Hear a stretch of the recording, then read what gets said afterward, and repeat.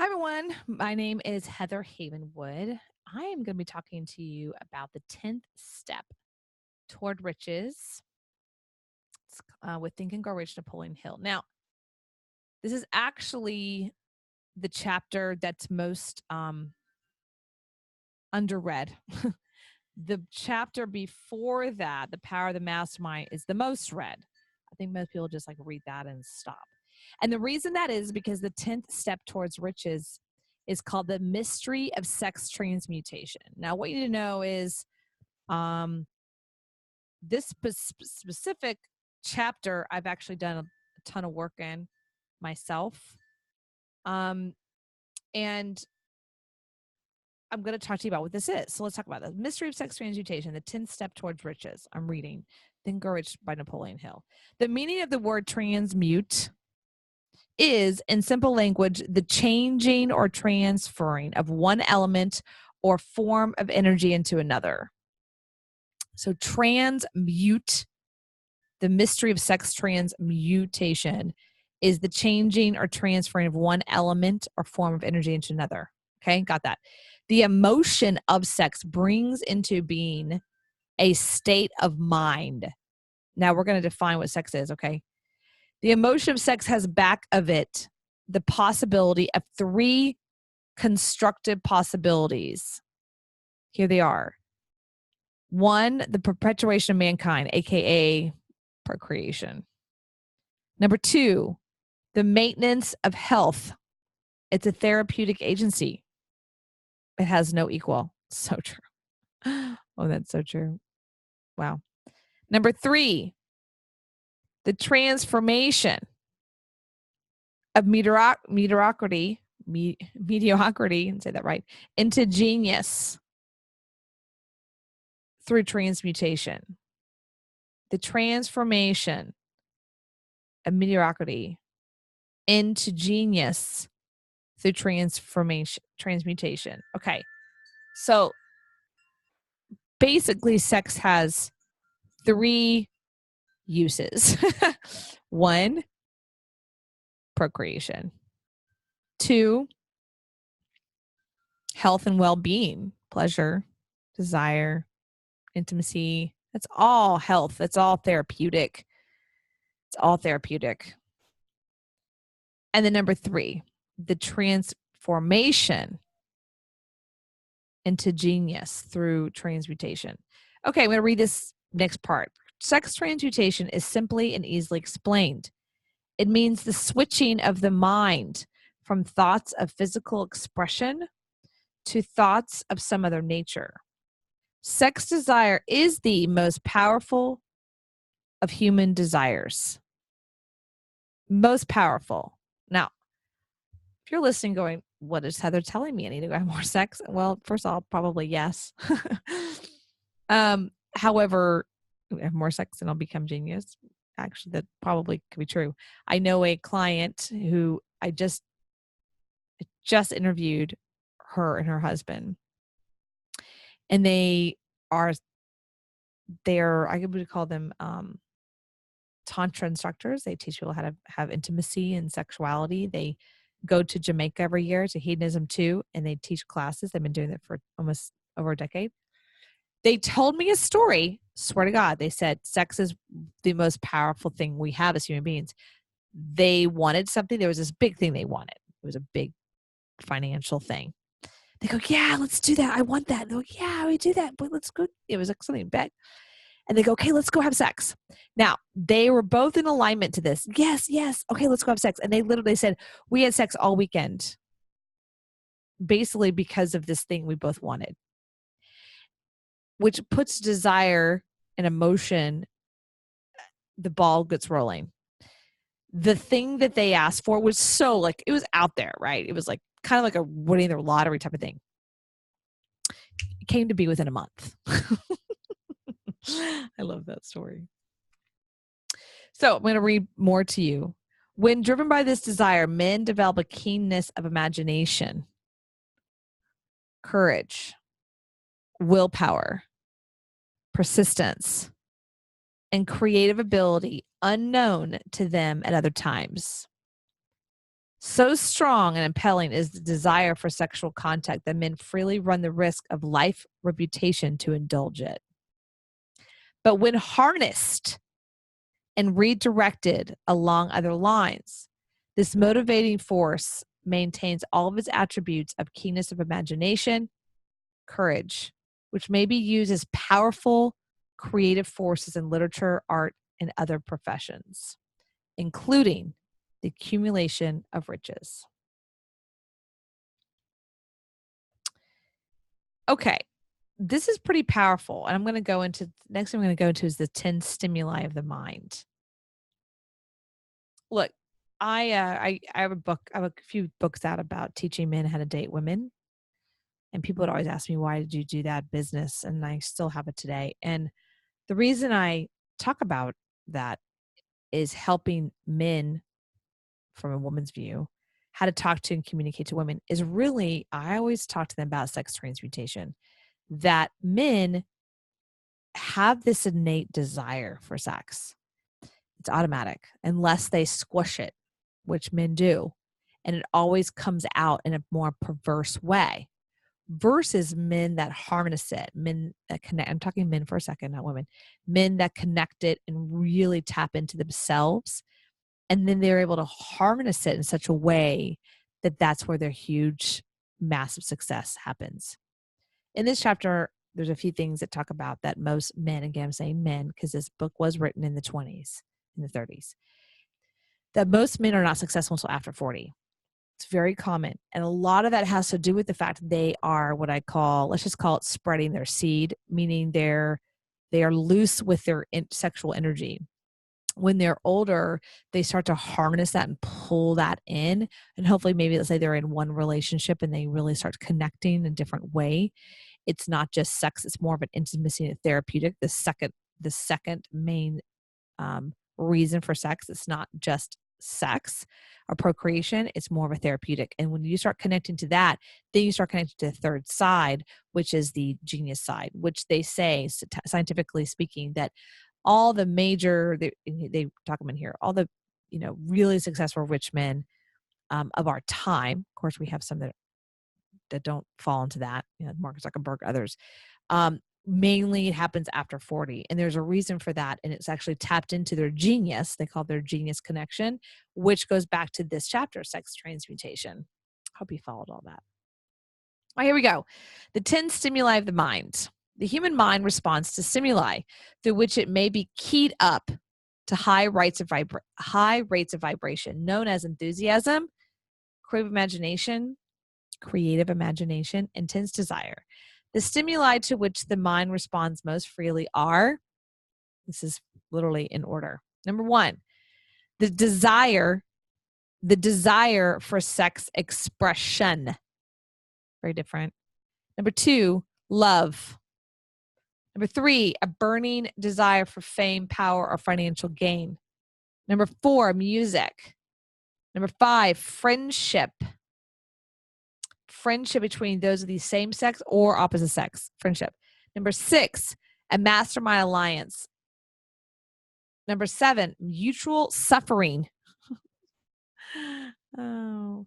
Number 8, autosuggestion. 9, fear. 10, narcotics and alcohol. If you notice, the lower ones are negative stimuli of the mind. Okay, so let's go back to that.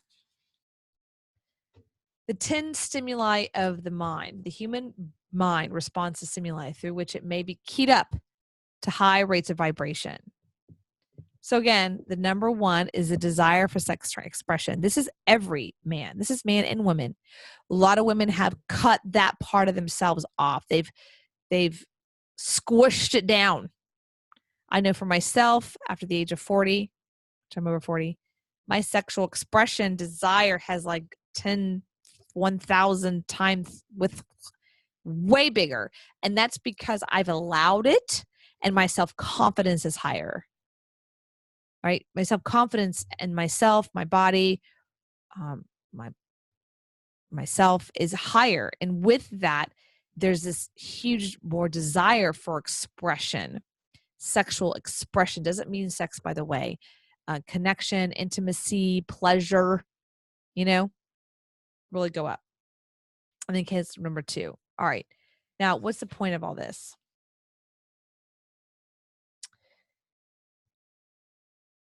This is all about your own personal genius. We all have a genius inside of us. Have you ever read the book, The War of Art? Not The Art of War, good book. The War of Art. The War of Art is by a writer recent in the last decade, where he talks about that he has this like fight with himself. He called it the muse, or he calls it the genius, that the more he fights it, the worse it gets. The more he taps into his own muse or his own genius, things flow and he's just can write. And that book is actually all about resistance. Pretty good. Okay, so I'm going to talk about the genius inside of you. And ladies, if you're listening and you hear the word man, just kind of let that go. You have to realize that this whole book, Think and Grow Rich, was really focusing on men of that day, that era that were successful.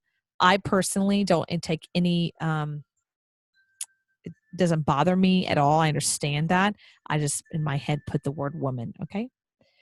A better definition of a genius is, quote, a man who has discovered how to increase the intensity of thought to the point where he can freely communicate with sources of knowledge not available through the ordinary rate of thought, unquote. All right. I'm going to say that again. A better definition of genius is a man who has discovered how to increase the intensity of thought to the point where he can freely communicate with sources of knowledge not available through the ordinary rate of thought, unquote.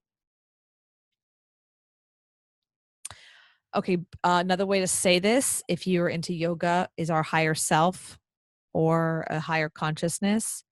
A lot of people can do that through meditation. That's why I talk about meditation and tantra. They're all connected.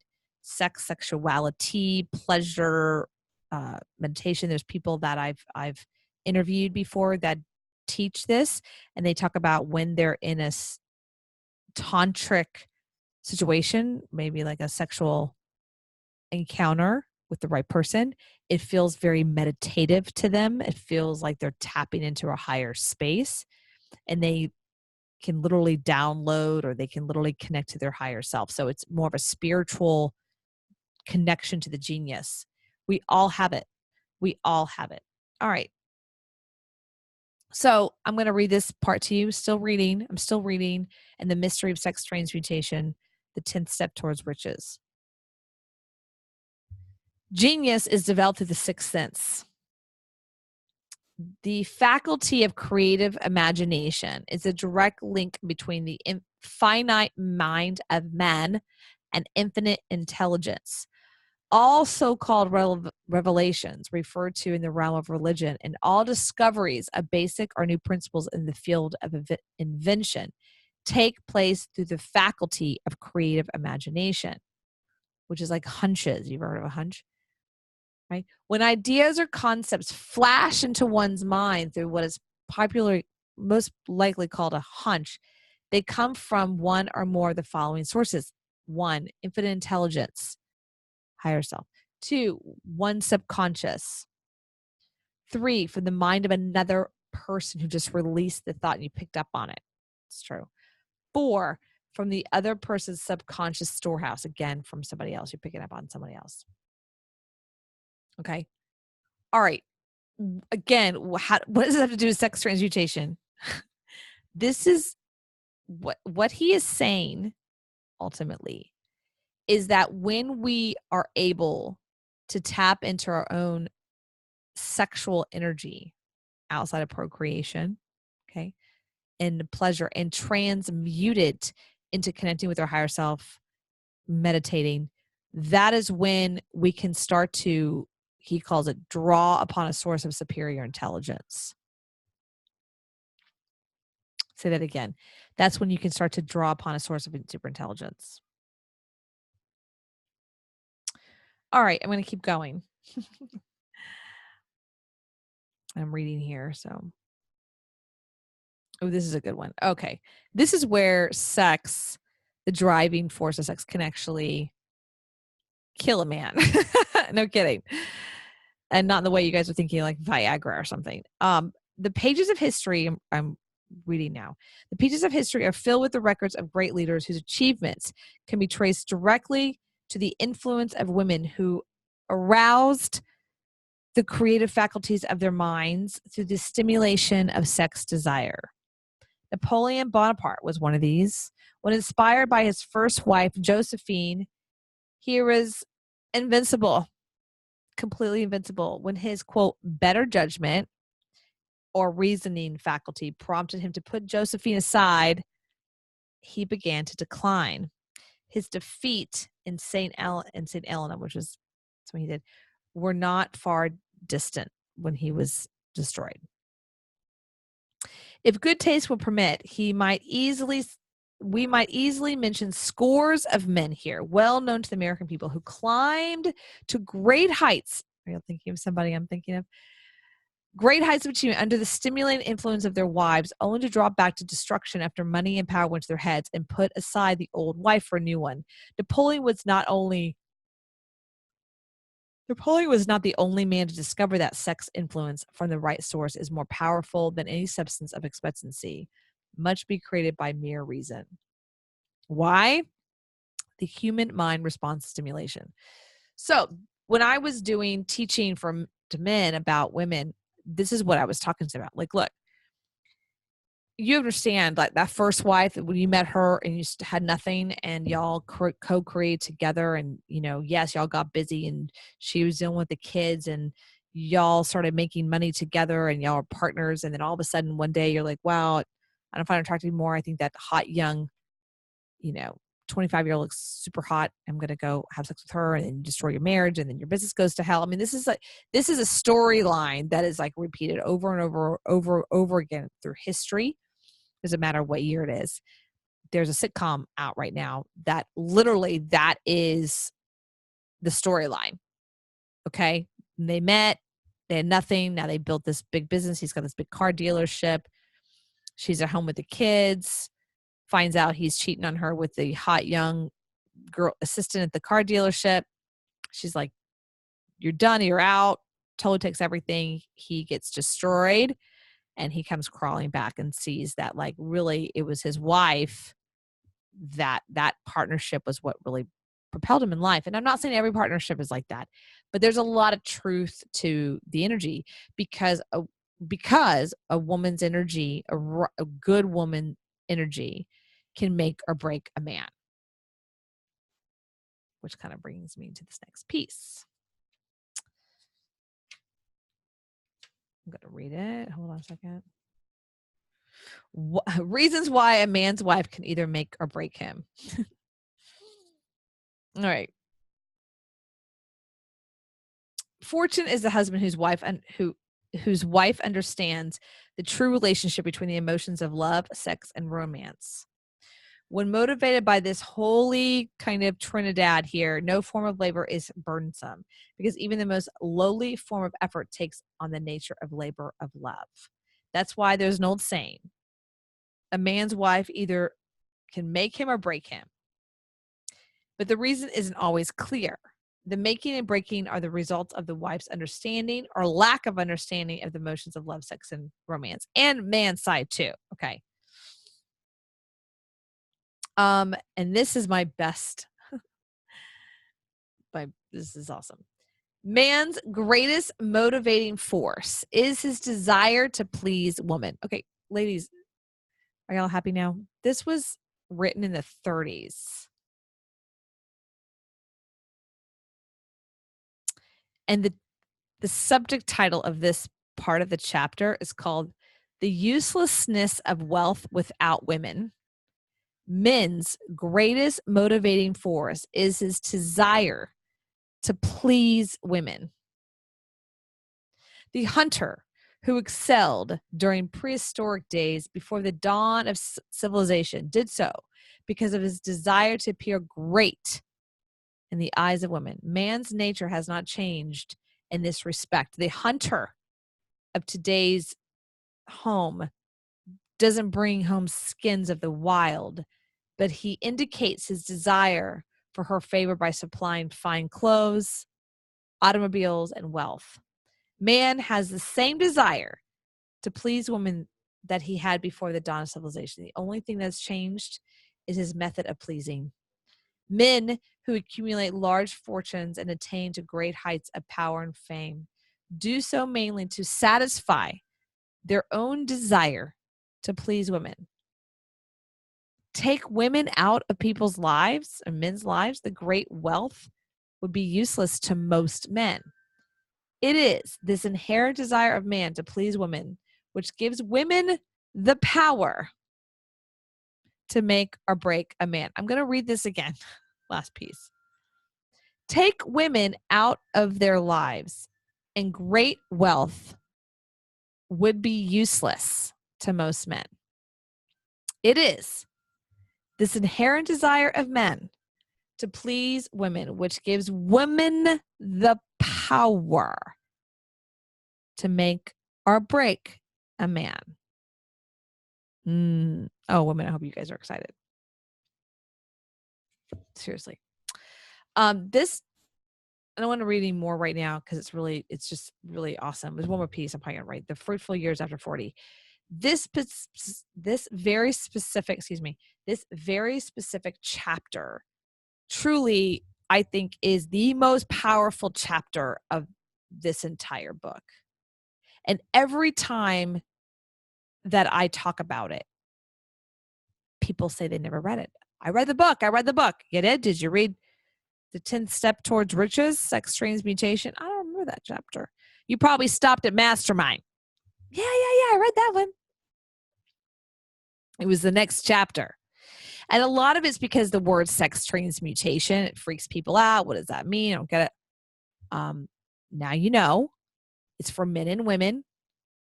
Women, there's a book out called Pussy by Mama Gina. She pretty much is the 21st century of what I just talked about for women. How do you tap into your own turn on? How do you tap into your own sexuality, not just for procreation, having the kids you've already had or haven't had yet? You know, most women I know after 40 or at 40 are freaking horny. They're horny. And it's because they finally have let go of the either procreation piece on sex, like that's done, or they go, wow, I can now go move into pleasure. I can move now into therapeutic piece, cuddling, connection, intimacy. The women that I do know who actually teach this for a living, who have partners, the two I'm thinking of right now, you talk about powerful women.